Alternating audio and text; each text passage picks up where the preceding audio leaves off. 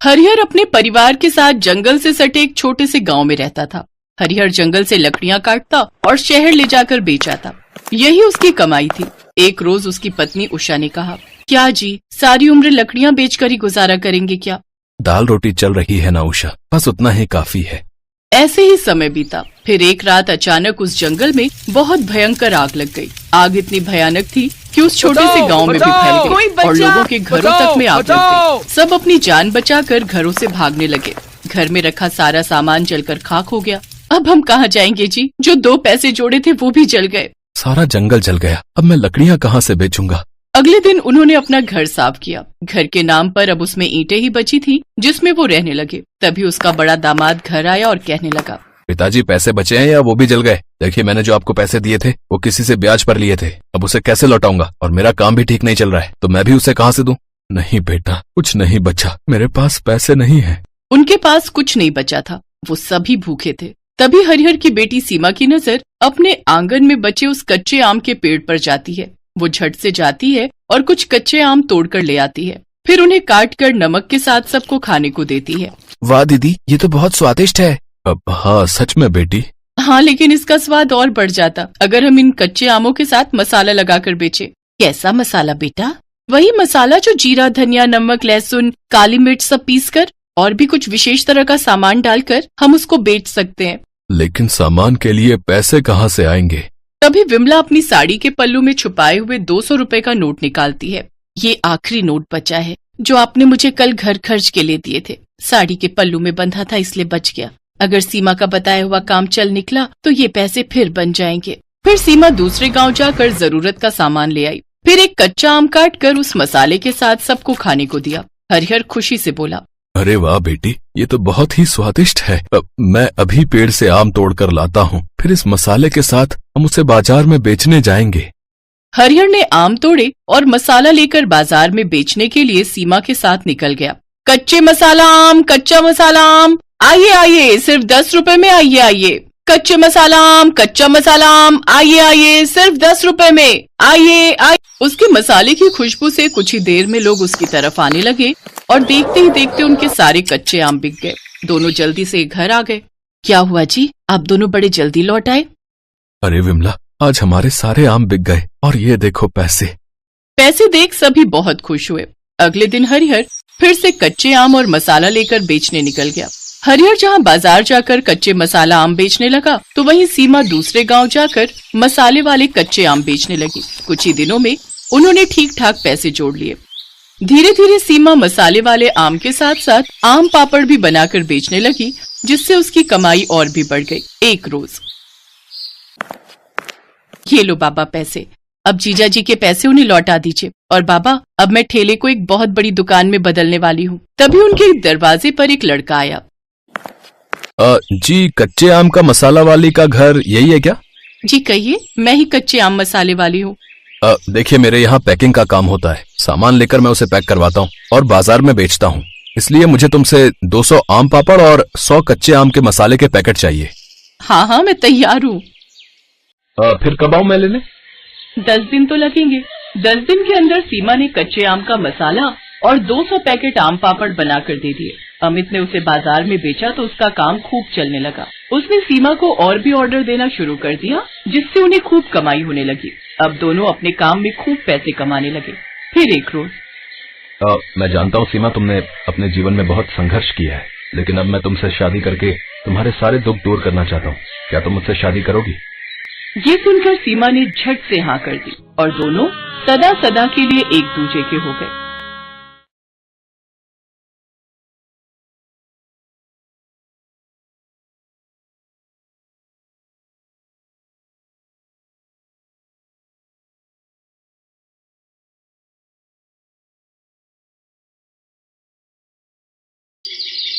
सीमा के पिताजी सब्जी बेचते थे। उनकी तबीयत अक्सर खराब रहा करती थी। इस कारण शाम के समय सीमा उनका काम संभाल लेती थी। एक दिन वो सब्जी बेच रही थी। एक लड़का गौरव उसके ठेले पर आया। गौरव का उस पर दिल आ गया। उसने मन ही मन सोचा कि कितनी प्यारी सी लड़की है, काश ऐसी लड़की मेरी जीवन साथी हो। क्या सोच रहे हो, कुछ चाहिए क्या? ओ हाँ, वो मैं भूल गया था। आधा किलो पालक और आधा किलो आलू चाहिए। सीमा ने सब्जी तौल कर रख दी। अब तो गौरव रोज सीमा को देखने के बहाने से सब्जी खरीदने आने लगा। एक दिन सीमा के पिताजी से गौरव ने कहा, मैं आपकी बेटी को बहुत पसंद करता हूँ और उससे शादी करना चाहता हूँ। क्या काम करते हो? पढ़ा लिखा हूँ लेकिन अभी बेरोजगार हूँ, नौकरी ढूंढ रहा हूँ, गरीब हूँ, लेकिन आपकी बेटी को पलकों पर बिठा के रखूंगा। मुझे आपकी बेटी के अलावा कुछ नहीं चाहिए। गरीब आदमी के लिए बिना दहेज दिए बेटी का हाथ किसी के हाथ में देना बहुत बड़ी बात थी, इसलिए उन्होंने शादी के लिए हाँ कर दी। साधारण तरीके से गौरव और सीमा की शादी हो गई। आओ बहू, हमारे घर में तुम्हारा स्वागत है। सीमा ने चारों तरफ देखा। गौरव का घर ज्यादा बड़ा तो नहीं था, मगर हाँ, उसके घर से अच्छा था। उसने सरला के पैर छुए तो सरला ने ढेरों आशीर्वाद दिए। कुछ दिनों बाद गौरव को एक प्राइवेट नौकरी मिल गई, लेकिन कुछ ही महीनों बाद वो छूट गई। ऐसे कैसे काम चलेगा गौरव? कुछ काम तो करना ही पड़ेगा। बोलो क्या करूं सीमा? है पकोड़े तलूं? डिग्रियां लेकर भी कोई जॉब नहीं मिल रही, और जो मिलती है महीने 2 महीने बाद छूट जाती है। बहू, जमा जोड़ा सब खत्म हो चुका है। इसकी नौकरी से भी क्या गुजारा है? इतने खर्चे हैं गृहस्थी के, ये भी बेचारा क्या करे। जानती हूँ माँ जी, ये भी परेशान है, लेकिन अगर ज्यादा नहीं तो थोड़े पैसों में ही कर ले। साग सब्जी का तो खर्चा निकल ही आएगा। कुछ दिनों बाद गौरव को जॉब मिल गई, लेकिन सैलरी केवल 8,000 रुपए थी। इस समय पैसों की बहुत जरूरत थी, इसलिए उसने हाँ कर दी। बहू, आज खाने में क्या बनाया है? कुछ नहीं माँ जी, घर में कोई सब्जी नहीं है। मैं सोच रही थी कि मैं घर आऊं, पापा 2-4 दिन की सब्जी तो रख ही देंगे हमारे लिए। नहीं बहू, ऐसे अच्छा नहीं लगता। वैसे भी क्या कहेंगे कि खर्चा खत्म हो जाता है तो बेटी को हमारे यहाँ भेज देते हैं साग सब्जी लेने। ठीक है तो माँ जी, रोटी बना दी है। मेरी मम्मी ने थोड़ा अचार दिया था, उसी से खा लेंगे। वैसे भी सब्जी के लिए पैसे नहीं है। गौरव की सैलरी भी महीने के आखिर में मिलेगी। सीमा ने खाना परोस दिया, थाली में रोटी और अचार रख दिया। अरे आज तुमने सब्जी नहीं बनाई है क्या? सब्जी के लिए पैसे नहीं है गौरव, कुछ दिन अचार से ही खानी पड़ेगी रोटी। बहू, ये अचार तो बहुत ही लाजवाब है। ये किसने बनाया? मेरी मम्मी बनाती है माँ जी, वैसे मैं भी बना लेती हूँ। आपकी सैलरी मिल जाए तो तुम भी ये अचार जरूर बनाना, सच में बहुत बढ़िया लग रहा है। मेरी मम्मी कहती है अगर एक समय को सब्जी ना मिले तो अचार से रोटी खाई जा सकती है। अरे बहू, इतना स्वादिष्ट अचार मिले तो मैं हर समय अचार के साथ ही रोटी खाऊं। उसके कुछ दिनों बाद सीमा अपनी सास से कहती है, माँ जी, कुछ नींबू रखे थे, मैंने उनका अचार बनाया है, जरा ये भी चख कर बताओ। सच में लगता है जादू है तुम दोनों माँ बेटी के हाथों में। जो कोई खाए उंगलियां चाटता ही रह जाए। एक बात कहूँ जी? हाँ कहो सीमा। क्या ये वो लगा रखा है? ठीक से कहो, क्या कहना चाहती हो? मैं सोच रही थी इस तरह के अचार बनाकर बेचना शुरू कर दूं। वैसे भी हम दोनों सास बहू घर में सारा दिन खाली तो बैठे रहते हैं। इस बहाने हमारा समय भी कट जाएगा और हमारी आमदनी भी हो जाएगी। तुम तो बड़ी समझदार हो बहू, लेकिन मुझे अचार बनाना नहीं आता। गौरव अगर हाँ कहे तो फिर मैं आपको सब सिखा दूंगी। ठीक है, इस महीने की सैलरी आने दो, फिर तुम अचार बना लेना, ठीक है? सीमा खुश हो गई। वो 1 तारीख का इंतजार करती रही। गौरव की सैलरी मिलते ही वो कुछ अचार के मसाले, आम, गाजर, मूली, नींबू खरीद लाई और फिर दिखा दी अपनी कारीगरी। उसने अपनी सास की मदद से कई तरह के खट्टे मीठे अचार बनाए। अचार तो बन गया सीमा, लेकिन तुम इसे बेचोगी कहाँ? ये तो हमने सोचा ही नहीं। हम ये अचार बाजार में बेचेंगे, और कहाँ बेचेंगे। और दोनों सास बहू अचार के डिब्बे लेकर बाजार में चली गईं। अचार ले लो, अचार, आम का लो, नींबू का लो, गाजर मूली का लो। तभी एक औरत उनके पास आती है और कहती है, बहन जी, कैसे दिया ये अचार? 80 रुपए किलो है। ये तो बहुत सस्ता है, 30 रुपए किलो तो आम ही हो रहे। इसकी तो खुशबू से ही मुंह में पानी आ रहा है। पता नहीं खाने में कैसा होगा। पहले चख कर देखिए, फिर खरीदिए। वाह वाह, मजा आ गया। जैसी खुशबू वैसा अचार। लाओ 1 किलो दे दो। हमारी बहू प्रेग्नेंट है, खाएगी तो उसका मन अच्छा हो जाएगा। उस दिन उनका सारा अचार बिक गया। सास बहू दोनों के चेहरे खुशी से खिल गए। वैसे ज्यादा फायदा नहीं हुआ था, क्योंकि अचार उन्होंने सस्ते में बेचा था, लेकिन एक उम्मीद की किरण नजर आई कि उनका काम चल निकलेगा। अगले दिन सीमा सरला से कहती है, माँ जी, आप सब्जियां काटिए, तब तक मैं मसाला बनाती हूँ। बहू, आज कुछ ज्यादा अचार बनाएंगे। और वो हर हफ्ते अचार बनाकर बेचने लगी और अब अचार ज्यादा बिकने लगा। सीमा ने सरला से कहा, माँ जी, मेरे मन में एक विचार आ रहा है। बाजार और दुकान पर हमारे ग्राहक बढ़ते जा रहे हैं, लेकिन हमारी कोई पहचान नहीं है। क्यों ना हम अपने अचार को कोई एक पहचान दे? वो कैसे? वो ऐसे, अब हम अपना अचार खुला नहीं बेचेंगे। अब हम उसको खुद तोलकर 1 पाव आधा किलो और 1 किलो के डिब्बे में पैक करेंगे। इसका एक नाम होगा, सास बहू का अचार। हम इसे थोक की दुकानों तक पहुंचाएंगे। देखना, अगर ऐसा होगा तो हम सास बहू छा जाएंगी। लगता है मुझे भी नौकरी छोड़कर सास बहू की अचार फैक्ट्री में काम करना पड़ेगा। ये विचार भी बुरा नहीं है, पहले दुकान उसके बाद फैक्ट्री। वाह, हम लोग बहुत अमीर हो जाएंगे, है ना माँ जी? चलो चलो, सपने देखना छोड़ो और अब काम पर लग जाओ, तभी सपना सच होगा। सुना है तुम दोनों बहुत अच्छा अचार बनाती हो, क्या हमें भी सिखा दोगी? हाँ सरिता, बिल्कुल सिखा देंगे। हमने अपनी दुकान खोली है जिसका नाम रखा है सास बहू का अचार। तुम अपने साथ और लड़कियां और बहुओं को भी ले आना, इसी बहाने वो भी अचार बनाना सीख लेंगी और हमारे यहाँ पैकिंग का काम कर लेंगी। इसके बदले हम उन्हें पैसे देंगे। अच्छा, फिर तो मैं कल ही 8-10 लड़कियों का इंतजाम करती हूँ। अगर मेहनत सच्ची हो तो दिन बदलने में समय नहीं लगता। सास बहू अचार की दुकान एक छोटी सी फैक्ट्री में बदल गई। गौरव ने अपनी जॉब छोड़ दी। अब वो अपनी गाड़ी से मार्केट में अचार सप्लाई करने लगा। माँ, मैं तो हिम्मत हार गया था, लेकिन तुम और सीमा अचार के बिजनेस को इतनी ऊंचाइयों पर ले जाओगी, मैंने तो कभी सोचा भी नहीं था। बेटा, ये सब सीमा की मेहनत का नतीजा है। नहीं जी नहीं, ये सास बहू की मेहनत का नतीजा है। सुलक्षणा सुबह से रसोई घर में तरह तरह के व्यंजन बनाने में लगी हुई है। आज उसका इकलौता नीलेश शहर से जो आ रहा है। नीलेश की पढ़ाई अभी अभी ही खत्म हुई है और उसे एक कंपनी में सुपरवाइजर की नौकरी भी मिल गई है। जैसे ही सुलक्षणा को उसके बेटे ने फोन पर नौकरी मिलने की सूचना दी तो उसकी आंखों में खुशी के आंसू आ गए थे और हर माँ की तरह वो भी उसकी शादी के सपने देखने लगी। भगवान का लाख लाख शुक्र है बेटा, तेरी नौकरी लग गई। अब तू जल्दी से शादी भी कर ले। क्या माँ, शादी? और अभी थोड़े पैसे तो जोड़ लेने दो। फोन पर नीलेश ने अपनी माँ की बात काट दी, लेकिन सुलक्षणा ने तय कर लिया था कि जब नीलेश गांव आएगा तो उसे शादी के लिए मना लूंगी। सुलक्षणा ने लगभग सारा खाना तैयार कर लिया था, बस वो नीलेश की पसंद का अचार लाने छत पर जा रही थी, तभी उसके दरवाजे पर एक कार आकर रुकी। उस कार से नीलेश बाहर उतरा। उसे देखकर सुलक्षणा सोचने लगी, नीलेश कार से आया है, पर ये तो हमेशा बस से गांव आता था। मुझसे कहता है कि पैसे जोड़ने हैं, लेकिन खुद बिना मतलब के ये लड़का पैसे बर्बाद करता है। अभी उसकी खबर लेती हूँ। ये सोचकर और बनावटी गुस्सा अपने चेहरे पर लाकर जैसे ही वो बाहर गई तो उसने देखा कि दुल्हन के लिबास में एक लड़की भी कार से उतरी। सुलक्षणा उस लड़की का मुंह घूर घूर कर देख रही थी और सोच रही थी, कौन है ये लड़की? कहीं नीलेश ने इससे शादी तो नहीं कर ली? लेकिन मेरे बिना वो शादी कैसे कर सकता है? सुलक्षणा के दिमाग में कई सारे प्रश्न एक साथ आ जा रहे थे, लेकिन बिना नीलेश के बताए उसे किसी का जवाब तो नहीं मिलना था।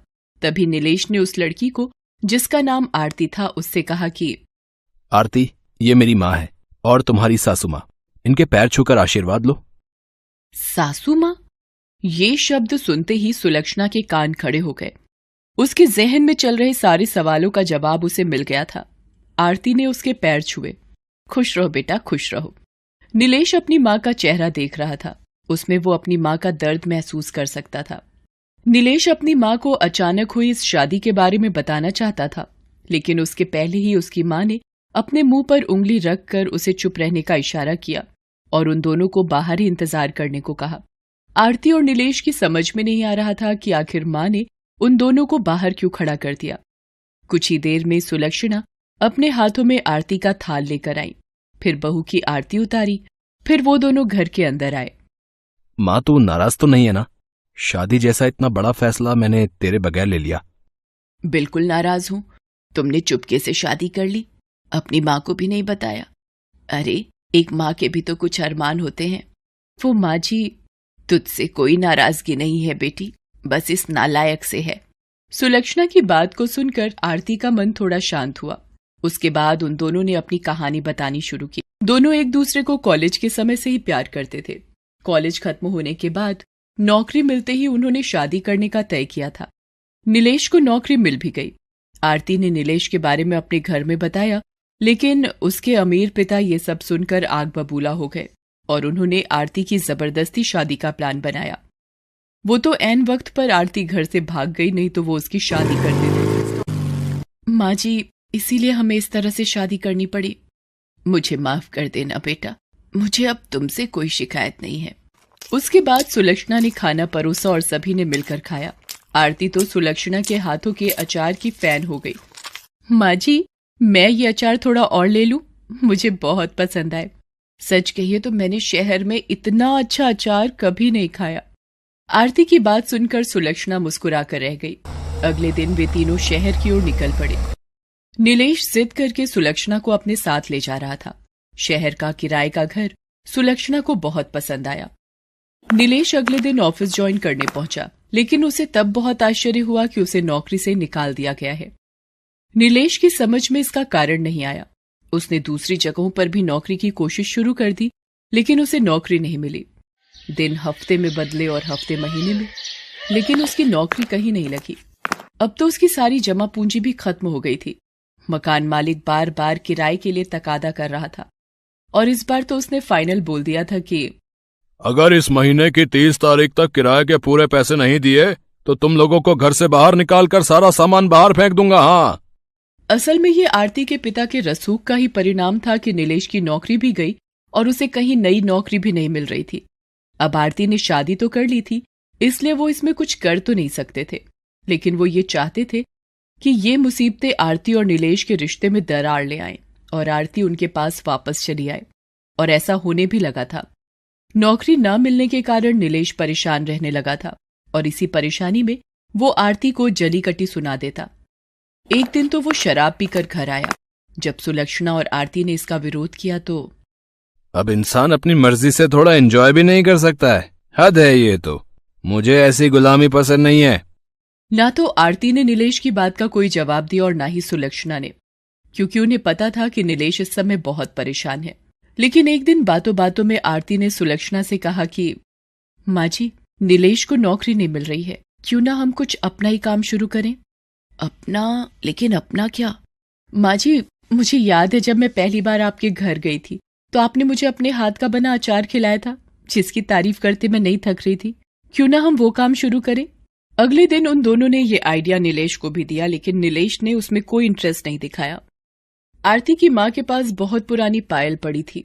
उसने वो पायल बेच दी और अचार के लिए जरूरी सामान खरीद लाई। अचार बनकर तैयार हो गया।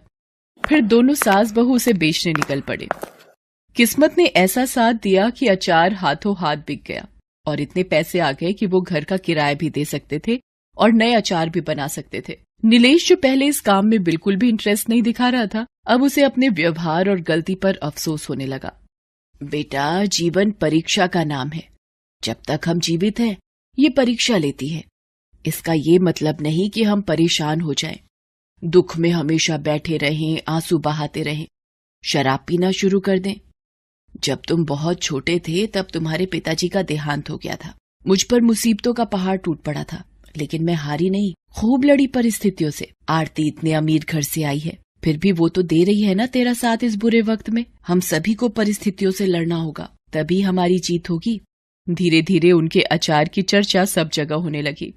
माँ जी, आपके अचार ने मार्केट में कमाल कर दिया है। जिसे देखो वो आपके अचार की चर्चा कर रहा है। आरती, जिस हिसाब से मार्केट में डिमांड बढ़ रही है ना, मुझे लगता है कि हमें कुछ लोगों को काम पर रखना होगा और शायद एक दुकान भी लेनी पड़े। उन्होंने दुकान भी किराए पर ली और कुछ लोगों को किराए पर भी रखा। सफलता का ये सिलसिला चलता ही रहा। 1 साल के भीतर उन्होंने अचार बनाने की एक फैक्ट्री भी शुरू कर दी। अब उसकी फैक्ट्री में अचार बनने लगे। उन्होंने अपने अचार के ब्रांड का नाम रखा अचार वाली। ये सब कुछ एक सपने की तरह लग रहा है ना नीलेश? अगर माँ नहीं होती तो ये सब कैसे संभव हो पाता? माँ ने कुछ नहीं किया, ये सब तुम लोगों की मेहनत और ईश्वर की कृपा का परिणाम है। आज अचार वाली और उनके अचार की चर्चा देश से लेकर विदेश में है। सुलक्षणा के हुनर ने तो उसके परिवार की किस्मत को तो बदला ही, उसकी फैक्ट्री से जुड़े हजारों परिवार का भाग्य भी बदला।